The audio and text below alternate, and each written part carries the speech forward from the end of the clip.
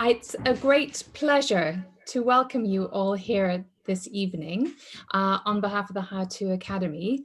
It's been a long lockdown weekend, and I don't know, but I think many perhaps might have taken one look at the howling gale that at least was raging here in Somerset on Saturday and decided that it was not a day for going out and about in any case, and that the best thing to do was to sit and cook. It is, of course, a great pleasure both to produce food and to consume it. And it is a highly charged subject that we will be discussing this evening. And we're in for an absolute feast of a conversation. It is my great pleasure to be welcoming Pen Vogler this evening. Hi, for having me. Pen has written two previous books on food and literature, one called Dinner with Mr. Darcy, which was all about the food and the recipes from Jane Austen's wonderful novels, and then Dinner with Dickens, which similarly was a great treasure trove of both literary history and culinary recreation. I have to say, once you've tried Dickens's mashed and browned potatoes, you will be astounded by the deliciousness of some of those recipes. Pen has also curated Food, Glorious Food, which was a wonderful exhibition at the Charles Dickens Museum in London. And she regularly recreates recipes from the past for BBC television. We're going to be speaking this evening about this wonderful book, which I'll hold up because I have a visual memory and it's always better to see a book, I think, which is called Scoff, A History of Food and Class in Britain. It is, as Jay Rayner calls it, a brilliant romp of a book. It's witty and incredibly insightful and unbelievably well researched. It's such a joy to read, Pen. Congratulations first on the publication of it. It is just such a wonderful achievement. Pen and I are going to chat for about 40 minutes, and then it's going to be up to you to ask your questions, which I'm sure we would be, well, at least Pen will be delighted to answer as many as we can. You can answer ones. I'm conscious that with the bookshops closed, and with Scoff being hot off the press, that many won't have had a chance to pick it up yet. So I wonder, Pen, if we could just start by you giving us a sense of what the book is and why you wrote it. Thank you, Eleanor.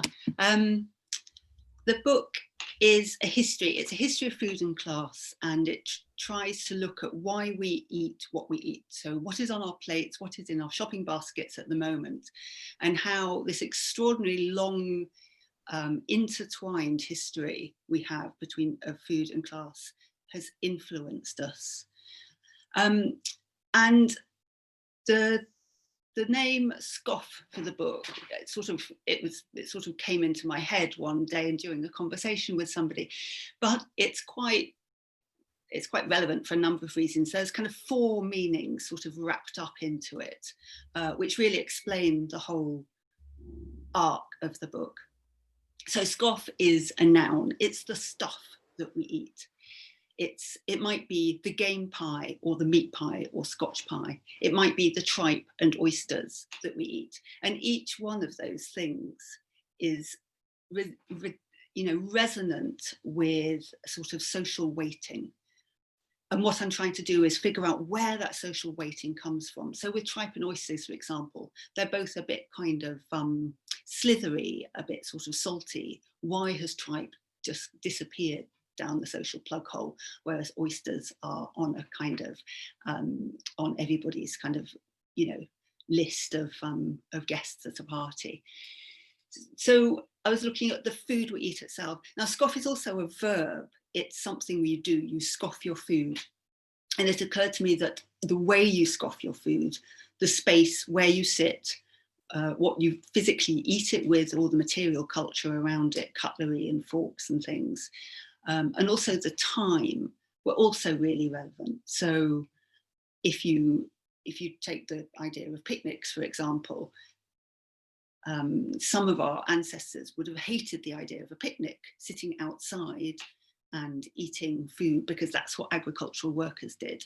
And that seemed very worrying to people, to do something that aligned them with a class that they wanted to kind of distance themselves from. So how you eat food seems really important to me. And the material culture, like I say, is really interesting. And every time there's a new innovation or introduction, such as cutlery, the fork, it took the fork quite a long, even though it seems like quite a good idea in terms of hygiene, it was seen as totally pretentious nonsense when it first came in. The fish knife seemed like a very good idea, not pretentious at first, and then became pretentious over time. And then the third sort of meaning of scoff that was interesting is this idea that you're going to scoff at somebody. And it implies a kind of derision. And you might, if you're in one particular class, you might, or sort of social class, or perceive yourself as in one particular social class, you might use food to look at the people below you and tell them that what they do is less elegant or less fashionable or less healthy than what you do. And obviously nobody wants to be scoffed at. And so there's two kind of responses to that. One is for people to dig in their heels and go, no, I am a fish and chip eating kind of person. I am a curry eating kind of, or whatever it is. I want to eat Scotch pies, mushy peas. But other people just do what the anthropologist, the sociologist rather, Robert Merton, called anticipatory socialization. And it means that they change their behaviour to try and join that class above them, the very class that is probably scoffing at them. They might change, learn, buy etiquette books and try and learn what to do, what they're being told is the thing to do. And so all these things move the way that we think about food and the way we think about each other. And then the last thing about scoff is, because it's this incredible word with three meanings in, it's also relevant because the language of food is totally relevant to the way we think about it. And there's that famous Walter Scott thing about how the pork, the French, the Anglo-French word is the food itself, like pork, whereas the Anglo-Saxon Germanic word like swine is the beast, because that would be the farming activity. And if you just look at the word scone, we're fascinated by the word scone because you can pronounce it scone or you can pronounce it scone. And within that, if you've grown up in Britain, you know that it says a lot about partly where you come from geographically, but also what you aspire to or how you see yourself. And it's quite interesting to me that the way that, if you look at when people started getting quite interested in the way that poor people ate around the end of the 18th century, say, the language around that was really interesting. So if sympathetic writers would talk about poor people in terms of their income, whereas people who were critical of the way that the choices that they were making or the choices they perceived that they were making would talk about them in terms of their sort of status in society. They would call them common or lower orders or plebeian orders. And so there are those kind of four aspects that kind of rotate around each other in scoff to shape the way we think about food at the moment. And I think maybe over the last millennium, basically since the Norman, as Scott was implying, since the Norman invasion, we've got long memories in food history.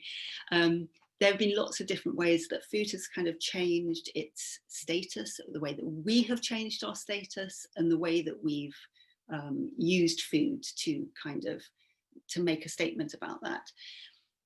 One of those would be manipulation. So if you're talking, so in the early 16th century, for example, Erasmus, interesting writer, saw himself very much as what we would now call middle class. He described himself as a writer, as an intellectual. He wasn't attempting to be one of the aristocracy that he's writing about.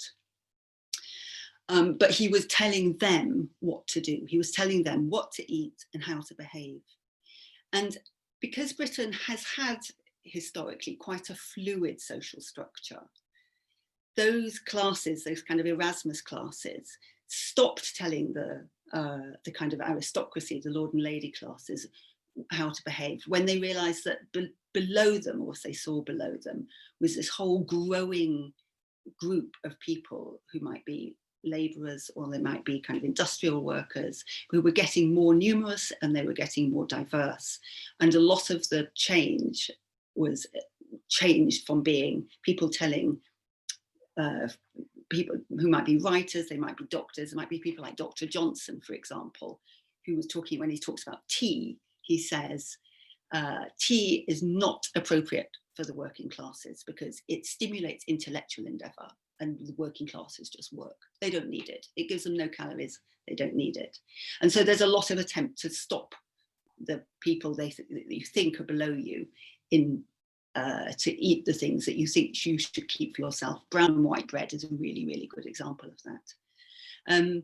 And so we've had this kind of series of innovation and then adoption and then innovation. So things come into the country. So Turkey, for example, gets instantly adopted and then sort of spread, as it were, kind of filters down through the kind of social ranks until everybody eats it at Christmas. And then some people think that, actually, this is Jilly Cooper's expression, she says, goose is far more chic than turkey. Chocolate, for example, comes in and it's seen as a kind of fad, it's seen as a health drink, which for very, very few kind of gouty grandees, and eventually becomes used and usable and edible throughout everybody. And then, of course, there has to be innovation in the way that you eat chocolate. You have to have the best kind, the best cacao. It has to be packaged or presented in a different way.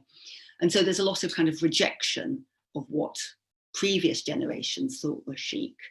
And so that means we've also lost a lot of things. We've lost things. I mean, if I give you some words of the things we've lost, saloop or metheglin or wigs, most people probably wouldn't know what those were. But if I talk about something like mutton or bread and butter, and I know it seems crazy, the idea that we've lost bread and butter, because there's bread and there's butter and you can put the one on the other and you can eat it. But actually, it was a kind of tea time essential for centuries. And who eats bread and butter these days?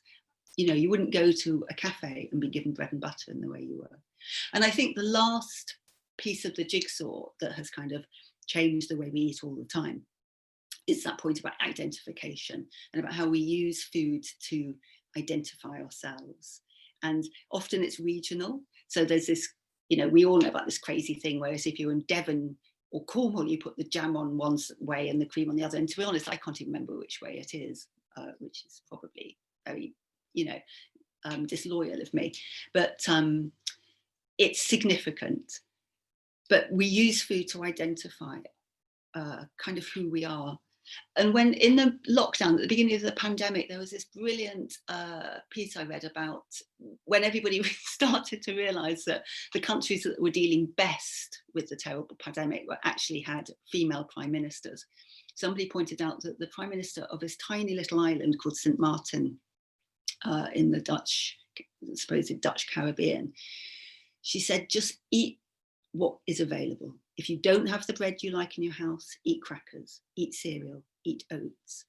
And although that sounds incredibly logical and incredibly straightforward, in fact, that's been a really, really difficult thing for us to do, because we use the food we like to identify us, because, you know, it means that we are the kind of, I am the kind of person that eats sourdough bread. I don't like to think of myself as the kind of person that eats crackers or whatever it is. And so most Brits can read a shopping basket as though it were a character sketch, because of that kind of, those hundreds of years of identification with food, even though the kind of the food has changed. So, and I think we've both been shopping, haven't we? I think we're going to. We have both been shopping. I mean, yeah, thank you for that extraordinary, wonderful introduction. There were so many points in there that I'm really hoping we can jump into a little bit.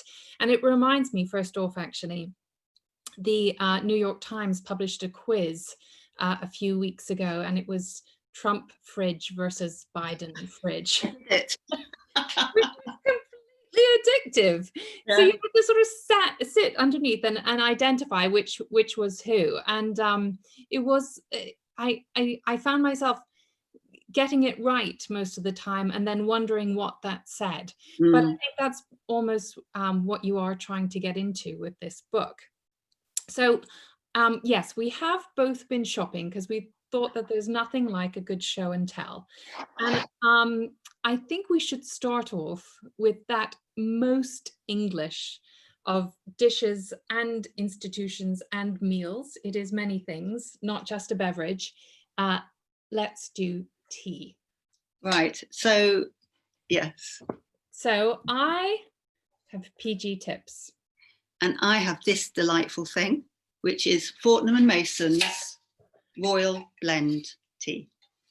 So tell me a bit about tea. You mentioned that Samuel Johnson, of course, thought it wasn't for the poor. It was only for the thinking classes.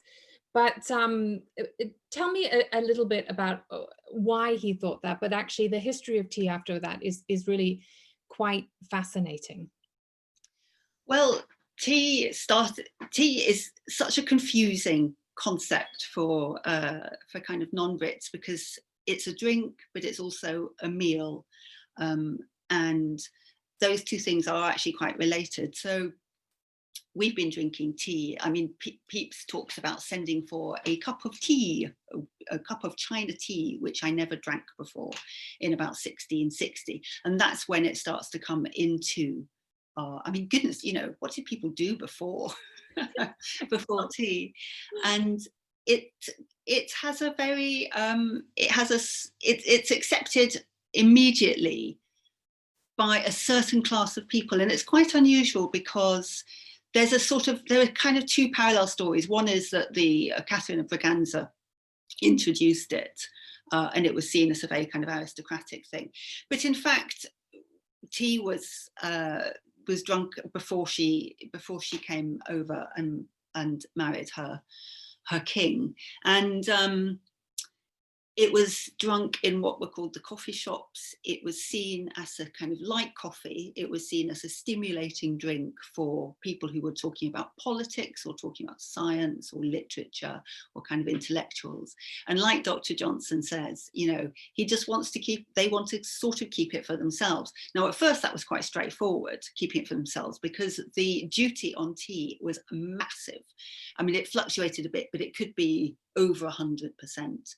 And that made the lives of smugglers very exciting. And a lot of people, you know, tea is light, it's high value, very easy to smuggle. And so there was a huge kind of smuggling trade in tea. And eventually, the government, William Pitt the Younger, actually realized that maybe the amount of duty you got from a small amount of tea wasn't being offset by the amount that you're selling, because it got so well smuggled. And so he put this chap called Mr. Twining, who we've now heard of, at the top of a kind of body to look into it. And Mr. Twining suggested slashing the duty on tea very sensibly. And so he did. And that was the beginning of tea as our kind of national drink. So the cost of it fell by over. I'm not going to give you a percentage because I'm rubbish at the cost of it. It more than halved anyway, and it became within reach of people. Yes, because you had a lovely, a very evocative description about how the poor would have a certain portion of tea per week. That it became a kind of flag for the British. We really identified behind it, and the poor people insisted, even though they were constantly told. So interestingly, Johnson was responding to somebody called Josiah Hanway, who wrote this essay about saying how tea was the ruination of the working classes. Now, for Josiah Hanway, it's because it was so expensive. He said that they don't need it. It doesn't do anything for them. The tea table is the precursor to the brothel. Basically, all it means is that people sit around and gossip instead of doing honest work, and poor people just kind of they rather as they did with white bread, it became a flag. You know, it became an identity, something that they absolutely wanted. And you can understand why. Tea gives you an instant lift. And grew to have this quite, and the other thing that tea does, and this is why I think in the north and in some families you have what you call tea instead of dinner. Tea makes a cold meal a hot meal. And for a lot of families where their tea might be bread and bacon or bread and cheese, day in, day out, day in, day out, it's no surprise that to kind of have something that was hot and uplifting is what you want. And that's why tea becomes tea, the dinner, the high tea. And then, of course, the kind of in the upper echelons of society, tea is also very, still it stays being very fashionable. But to them, tea is something before dinner. And that starts around 1840, when dinner starts getting later and later. So in the say at Pepys time, dinner is about 12 noon. And it gets pushed back and pushed back and pushed back because the people at the kind of top of society make it later and later and later, because the middling sort, the kind of tradesmen are trying to kind of make their tea times later and later and later, their dinner times rather later and later, to ape them. And so then you have this gap in the middle of the day. And so the kind of the posh, supposedly the Countess of Bedford institutes this idea of tea in the afternoon. And so she invites some friends around for some tea, some bread and butter, no, not cake, tea and bread and butter. And then this concept of afternoon tea is born. But of course, if you call it afternoon tea, it means that you're not quite the thing, because an afternoon tea is the kind of people who have afternoon tea are the kind of people who might have high tea. So if you're calling it afternoon tea, it means you're distinguishing it from high tea. And high tea is what? High tea is the British for kind of dinner with tea.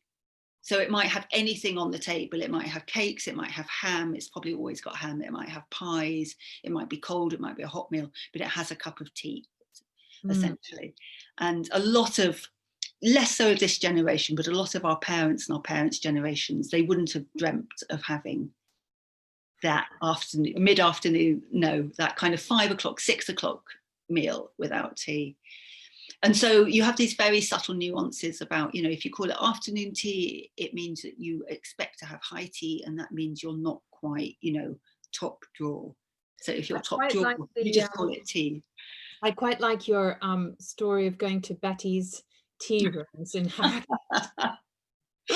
Yeah, Betty's, if anybody's watching and doesn't know Betty's is this lovely, very kind of, how can I describe it? It's a tea shop, but it's a tea shop that's an institution. I grew up in Yorkshire, and it was a real institution not in Leeds where I grew up, because that's far too proletarian, but in York and Harrogate and Ilkley and all the kind of slightly, kind of more desirable parts of Yorkshire. And I went there with my sister once, and there was a lady next to us. She was wearing leopard skin print with her friend. They both had lovely blonde hair, and I can't forgive the accent, she's going, "Oh, Betty's, it's gone right down market, it's gone, oh, it's right off." Anyway, and she was having and she thought it was going down market, and she was having an afternoon tea and chips. And for me, that was hilarious at the time. I thought, who has an afternoon tea and chips? Ugh, that's not the thing you do. And now I think actually she was just being Yorkshire, because in Yorkshire you have whatever you want for tea. If you want afternoon tea and chips, you have it. And so long as it's got a cup of tea, it's tea. Well, good on her. Good on her. But tell me, let's talk supper, and let's talk kitchen suppers and dinners, and God forbid country suppers. Tell us, there was this terrible explosion of scoffing, actually, when it was scoffing, country supper was used by Rebekah Brooks as the term. Tell us a bit about the background. So the background is that supper is generally supper's a funny meal, but it's often a word that's used by the sort of people who entertain a lot for an indication that you might be having a expansive, relaxed meal, and it might be around the kitchen table, but with there's probably an argo involved in the background. It might be this kind of amazing pasteurized cheese and this fantastic bottle of Meursault and a roast chicken or something, and the people around your table might be, a couple of cabinet ministers and a racing car driver and an artist and, a few sort of captains of industry. So there is this sort of sense that supper is something that's eaten by quite influential people, and they're deliberately relaxed and expansive. And obviously supper can also be, a cup of tea and some Ovaltine you watch in front of telly with the kids, when they finish their homework. But it's the first meaning of supper that I think Rebekah Brooks was meaning when David Cameron had obviously felt that she wasn't being as supportive as she could be when she was editor of the Times. And she texted him this kind of amelioration saying, let's discuss over country supper soon. And when it came out in the Leveson inquiry, the whole of the press, and you probably remember this, the press had a field day with it. They thought it was hilarious. And really, and it's hilarious because she got the lingo wrong. It was a bit like saying, like Liza Doolittle saying, not bloody lightly, rather than, oh no, thank you. She just got them, she didn't know, because she came from a Warrington comprehensive school, she didn't know that you didn't have a country supper, you had something else, you had a kitchen supper, or you might have sups or something. And the press kind of piled into her, and obviously we were all it was disgraceful that a Tory Prime Minister was in hoc to a member of the press. And that formed a lot of the objection to it. But I think a lot of it was the idea that an Eton educated Prime Minister was consorting with this kind of comprehensive school, sort of slightly upstarty, kind of not one of us darling, who didn't quite know the right words to use. It's an incredible illustration, really, of how alive and how vicious class war can be, I think, still today. I wanted to move us along. Let's talk about etiquette, because that, of course, is another great signifier of social class and upward mobility. Now, again, you've been shopping. I've been shopping. And I have dug out my mother-in-law's finest damask embroidered, absolutely enormous napkin you've ever seen. Okay, that is a napkin. And what I've got, can you see this? Morty Vicker paper doilies. Morty Vicker. Yes, paper doilies. Let's have some doilies. You know what I also have to say? I loved this book too, because I found all of these references to food and material things around food that I'd totally forgotten. And I felt like I was being zoomed back to the 1970s and my childhood, and doilies are one of them. Yes. Now, tell us, I will tell you why I have an intimate relationship with doilies, which is that my parents were restaurateurs, and one of my jobs as a teenager would be separating the paper doilies. But tell us how doilies came about, and also napkins. Where did we start using napkins, and how were we instructed to use them? I think all that sort of part of material culture that is sort of textile and fabrics goes back quite a long way to the idea from let's say medieval times, when we didn't have dining rooms, you had halls. And one of the ways of changing the hall from a meeting place or a place of ruling to a place of eating was by putting out huge tables and then showing that they were dining tables by covering them with tablecloths. So the tablecloth, and there are really fascinating pictures. There is a picture by Bruegel, for example, of the called The Peasant Wedding, and it shows these rather nice, bright, clean tablecloths. So tablecloths were quite an indicator of kind of a special occasion for some people, or like a wedding, you know, for a kind of one level of society, or the thing that you had to have to mark that an occasion was a meal. And of course, given that Bruegel is showing that peasants have tablecloths, you can't, if you're in the upper levels of society, you can't suddenly just keep having tablecloths, because then what marks you out from the peasants? It's not enough. And you have to have maybe layers of tablecloths. And so you have layers of tablecloths, and it gets more and more and more complicated until by Georgian times, you know, you might have had 3 or 4 tablecloths on the table, and you whisk them off one by one for one after one course, and then of course by Victorian times that's not enough, and everything has to be lacy and fringy, and that's when the doily comes in. So you have to have kind of lace tablecloths, and they become paper, because that's much cheaper, much easier to have. And as soon as the sort of, you know, the kind of semi-detached suburban hostess is having paper doilies, they stop being a thing. You know, everybody goes, oh, they're so pretentious and so awful, and you know. And anyway, There's a lovely 4 shops to go to get these. I'm impressed you got them, and that you went to shops. There's a lovely little anecdote. I mean, the book has also got so many quotes and lovely illustrative bits, but there's one by mass observation, a man recalling in the 1930s that he was cutting lace doilies out of toilet paper and putting them on saucers, you know, when his parents were entertaining. I just thought that was so lovely. But what was so lovely, what was so interesting about that was that he uses very, and we'll get onto this when we talk about napkins, what was then called language.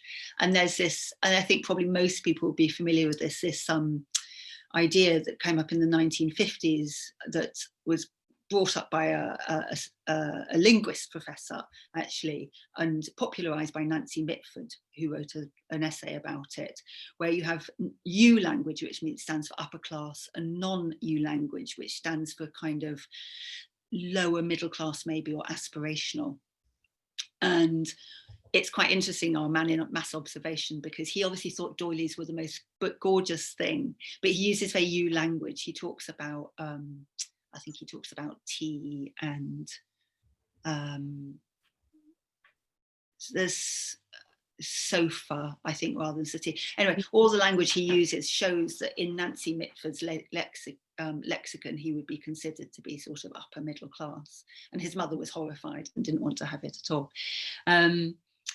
But so the point about the napkin and the serviette is that for Nancy Mitford, if you have a napkin, you are upper class. And if you have a serviette, you call it a serviette, you are lower middle class. And those lower middle class words tend to be slightly Frenchy, slightly Frenchish, and they're an attempt to bring a bit of sort of, a bit of kind of elegance or refinement into words that could be a bit, you know, so toilet, for example, sounds better than lavatory, or you know, because it sounds a bit like French, it sounds a bit like toilette. Serviette sounds a bit more French, whereas napkin sounds a bit close to nappy, which actually they have a common root. And so Nancy Mitford writes this kind of this essay, and John Betjeman writes this poem called, which is so brilliant. This very funny poem called How to Get Ahead in Society. And if you haven't read it, I absolutely urge you to read it. It absolutely punctures every single kind of what he saw as every single kind of lower middle class affectation. And it begins, phone for the fish knives, Norman.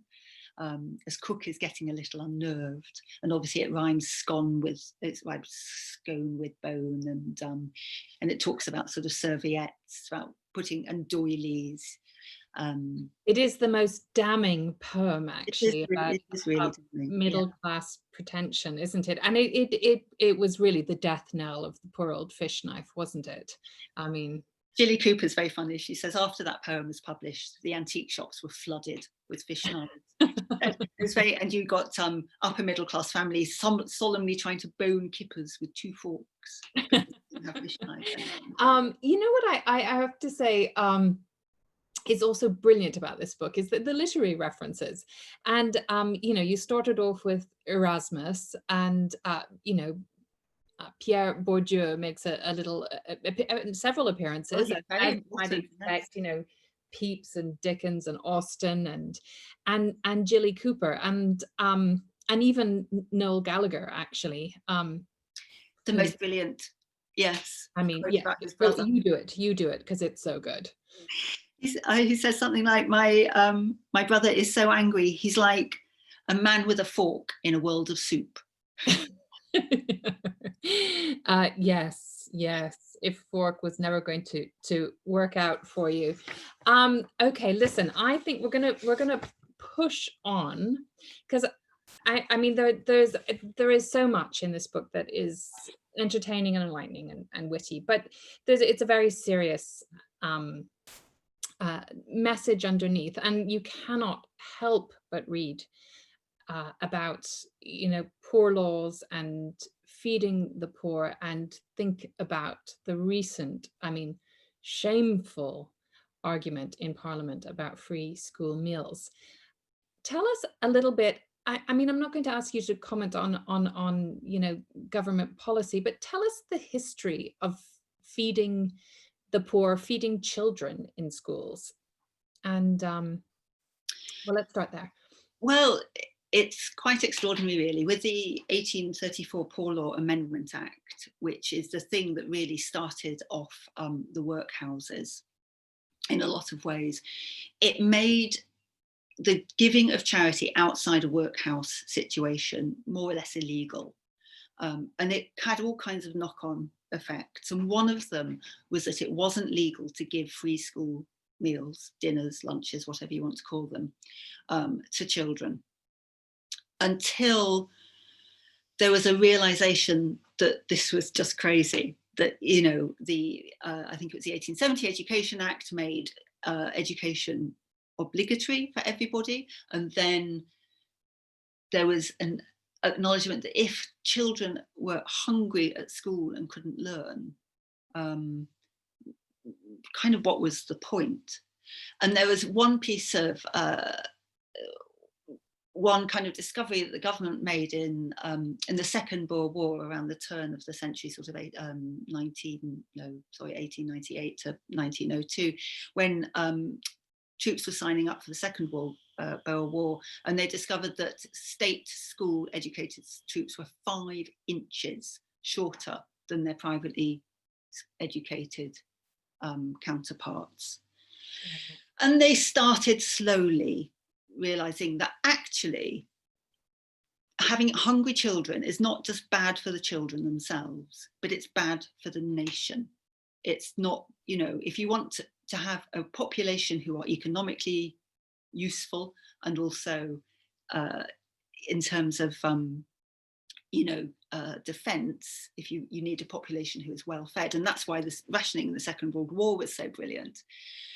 And so, you know, wheels of government grind very, very smoothly. But eventually, in 1906, I think, there was an amendment that allowed for, didn't make it obligatory, but allowed for the provision of free school meals in schools. Now, before then, a lot of charities have been sort of ignoring it, particularly, interestingly, in Manchester, Bradford, Leeds in the north.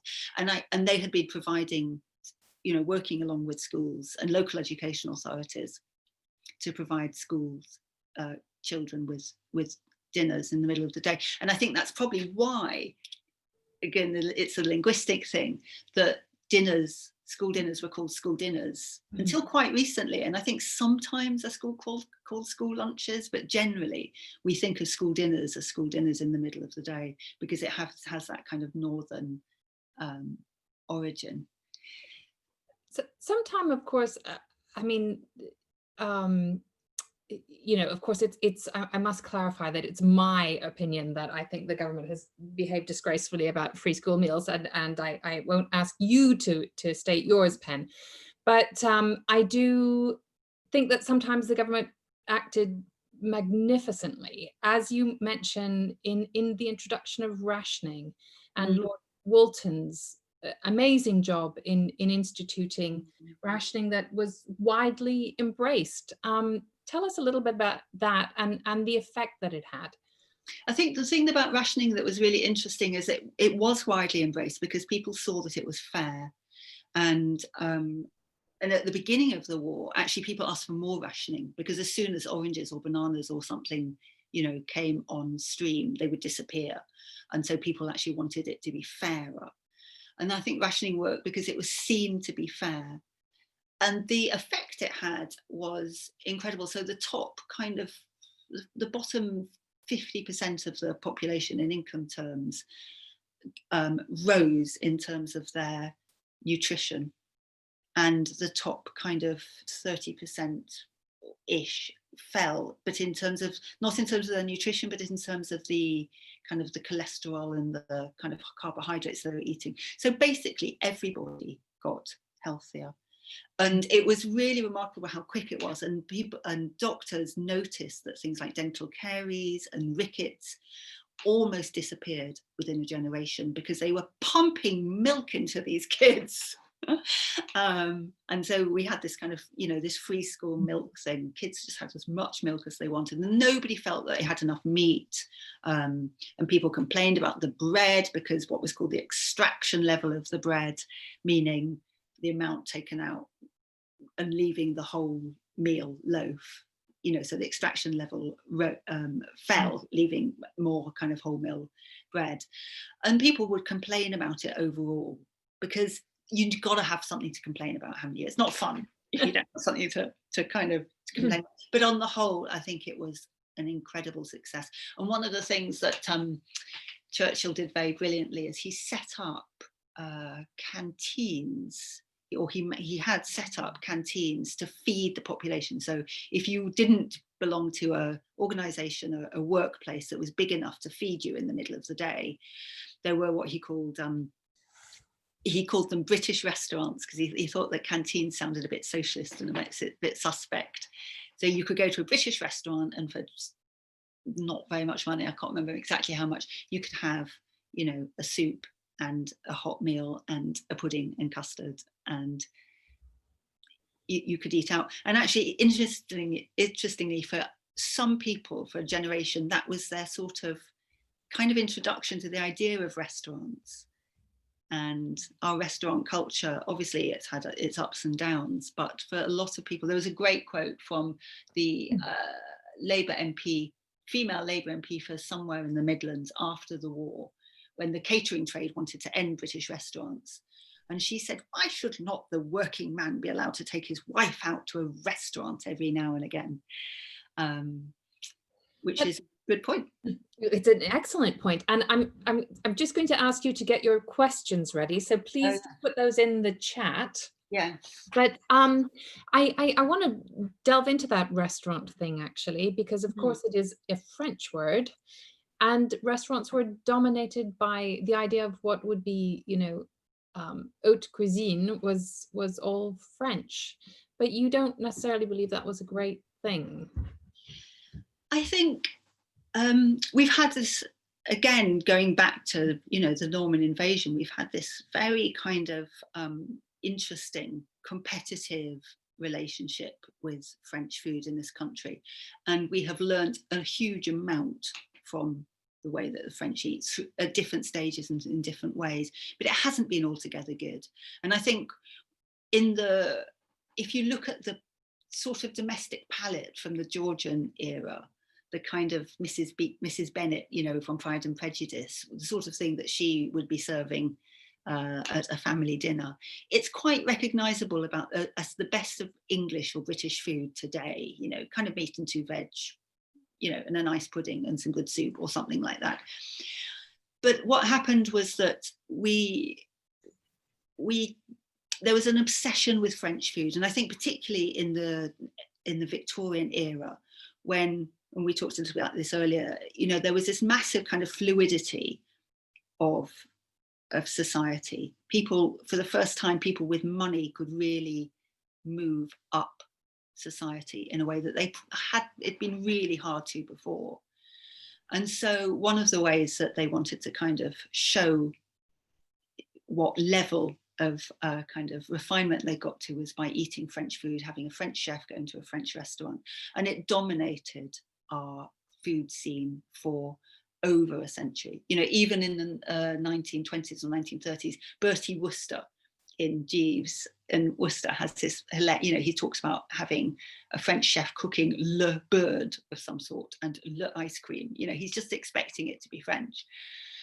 And I think it's just a matter of, there's nothing wrong with French food, of course, there's some fantastically wonderful things about it, but when it's a matter of attention, it seemed to suck all the air and all the oxygen and all the ingenuity out of cooking for most people, you know, on a kind of day-to-day level. And I think it was it wasn't a good thing for British restaurants that were renowned for kind of brown, you know, they kind of copied it with kind of brown Windsor soup and, you know, cherry pie and custard or something. And it was never very good. And I think we were kind of saved by Indian restaurants coming into this country. You know, I think other nationalities brought their food here, served it to us, and we kind of thought, actually, this is something we can all have and we can all do. And I think that was a really kind of liberating thing for British food. I can see there's some wonderful questions coming in. So here's one with your fortune-telling hat on. Nadia asks, how, now that brunch is well established, what will be the next food timing? Well, it's a very interesting thing, isn't it? Brunch as well as, what will be the next thing? So we've had, I mean, what hours are there left in the day to have things? It's interesting, people, I don't know is the honest answer. I don't know what the answer is. I mean, breakfast wasn't even a kind of meal in itself. It was, you had for breakfast whatever was lying around, you know, it didn't have its own menu. Peeps had radishes for breakfast one day. And so it wasn't, yes, exactly. You had that for breakfast. And yeah, yes. And I had to stop my 8-year-old breaking in this morning and yeah. So Nadia, I'm really sorry. I don't know what the next thing is. I hope the next thing, what I really hope the next thing is something that, in a funny kind of way, isn't trendy like brunch, isn't sort of refined like afternoon tea. I hope the next thing is the idea that we all get to eat the sort of same level of food or the same quality of food all every day, all over the, you know, I mean, that's what we should be aspiring to. And I'm sorry, I don't know about brunch. And not dining al desco, as is far too common with eating on a laptop. Yeah. Ben has a very good question. Can you talk about how the perceived health benefits that certain foods offer have changed how they're eaten? And this ties in, I suppose, to that question of almost foraging and farmers markets that you go into. Yeah, that's an enormous question, actually, Ben, because we think the idea of foods and fads is quite modern, and actually it's not. If you look at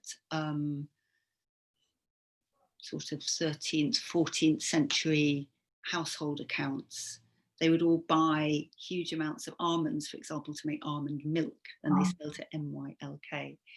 And so, and it was a religious thing. Obviously, you had to fast on certain, in the Catholic Church, you had to fast at certain times of the week or the year, and so the health benefits were, in the early days, were kind of spirit. It was very much more spiritual health. And then the concept of health changed a little bit into the kind of our middle years to physical health, to bodily health as well. But also, there's also this other question that comes into play quite often about, which is related to spiritual health, but it's sort of moral health. And this is where the question of what we eat in terms of whether we eat organic, particularly with meat, particularly with organic food, particularly with vegans and vegetarians, there's a kind of recognition that your physical health, what you eat, and your moral goodness are related. And those things sort of come in and out, they kind of weave around each other. But I think one of the resurgences of vegetarianism, or not resurgence, but the kind of new elevation of kind of things like veganism and vegetarianism, is because we're worried about our relationship to each other, to the animals we eat, and to the planet. And that's a kind of moral, a moral as much as a physical thing, I think. Anne Muir asks, do you think we'll really be eating insects in the future?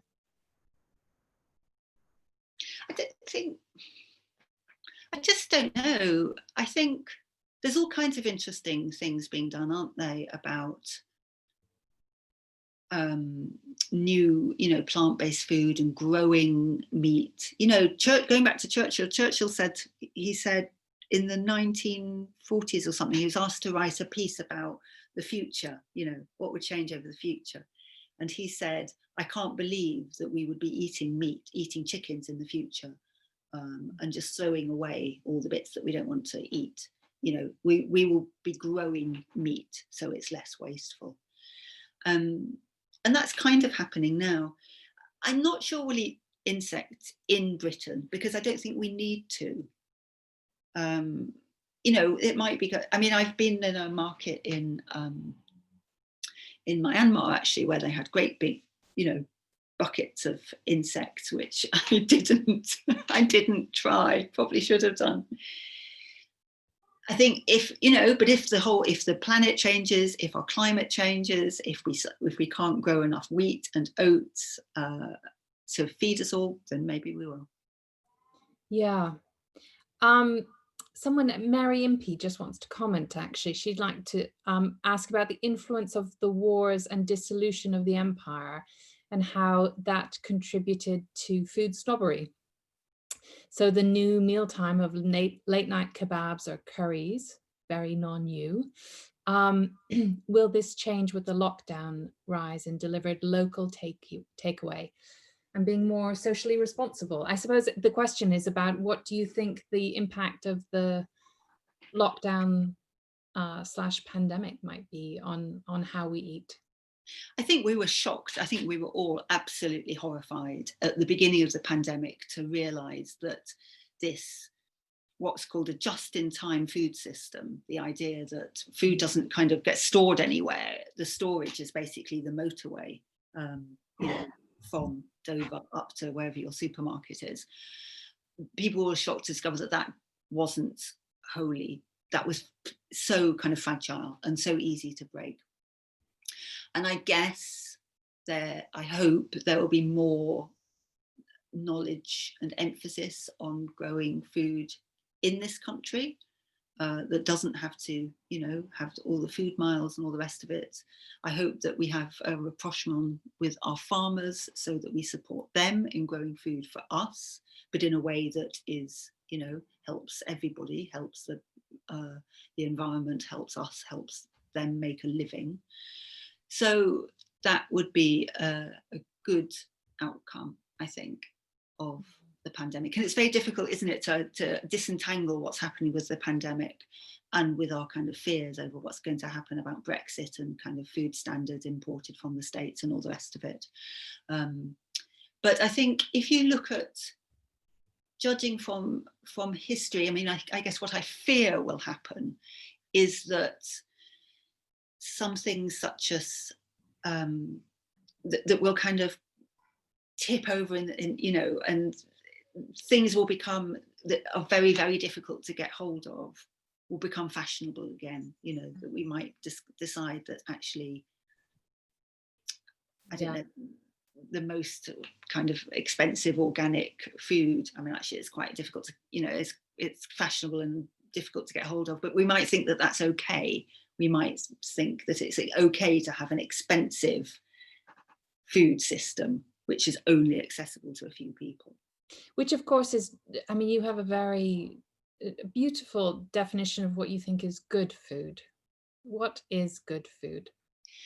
I think most people would agree. There are sort of, it's very difficult to define good food, but there are words around it that resonate with us, that we all know, you know, and it's fresh and it's local, and it's unmessed about with. That's not a beautiful word, but I was really struck. I went to one of the supermarkets and it has a kind of luxury range. And I realized that actually the luxury range is the thing that is least tampered with. It's actually the least luxurious in a way, because it's the most basic food. Because it's got the least additives, it's had the least amount of kind of, you know, messing around with it. Whereas the kind of non-luxury range is the kind of ultra high processes, the stuff that to our ancestors like 200 years ago, the idea of having something that had a huge amount of sort of processing that had gone into it, that would seem like luxury food. So I think we've kind of swapped those things. So I think we do have this kind of two-tier food system where, and I think which is as a result of our idea of our ideas about class and about how kind of class is kind of baked into our concepts of food, where you have this sort of, you know, mass-produced, ultra-highly processed food that is probably not that healthy on the one hand for the mass of people, and then local, fresh, farmers markety kind of food for people who can afford it. And I think we've got to that situation because we've been looking at the wrong things. We've been looking at food and identity, food and class, rather than food as food. What is good food? What should everybody have access to? Yeah. There are so many amazing questions in here, and I'm so sorry, all of you whose questions I can't get to, because there's so many great ones, and you know, I'm sure Pen will have a look through them all too.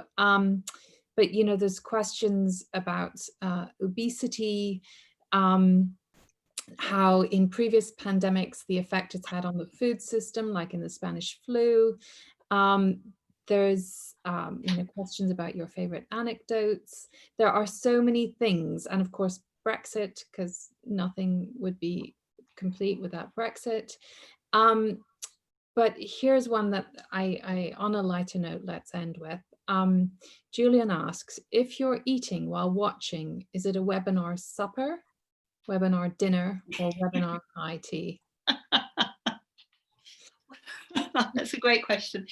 You know this very strange phenomenon is it Korea called mukbang? Do you know about mukbang? Ah, tell us about mukbang. It's hysterical. Well, I used to think it was the strangest thing until lockdown. Mukbang is when you pay somebody to watch them eat on, you know, on a video, and you get these young, very photogenic mukbang stars who seem quite slim, amazingly, and they have these whole food, you know, tables full of food, and people pay to watch them eat.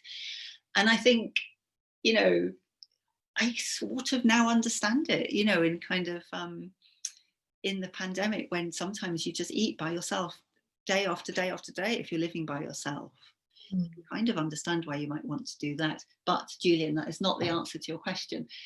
If you're eating whilst you're watching it, is it gosh, maybe this is going to be the new meal that we haven't yet coined a phrase for. In our previous question, it's going to be eating while watching. I think it's a supinar. A supinar. I think supinar is it. Absolutely. Pen, we've actually run out of time. I can't believe it.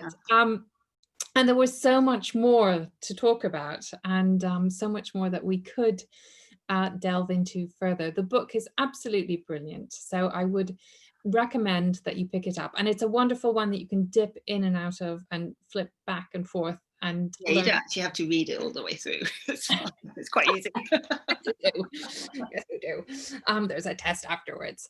Pen, thank you so much for Thank you. joining us on this Uh, Sunday lockdown early evening, time for tea, supper, dinner, but certainly drinks. The best of luck with the book. And Thank you. to everyone watching, we'll send out a link tomorrow with a catch-up video so you can relive the glory of this all again. And of course, with a link to buy this wonderful book, which would be wonderful if you could get from an independent bookshop. Oh, yes, Um, definitely. yes. Thank you so much, all of you. And thank you so much, Pen.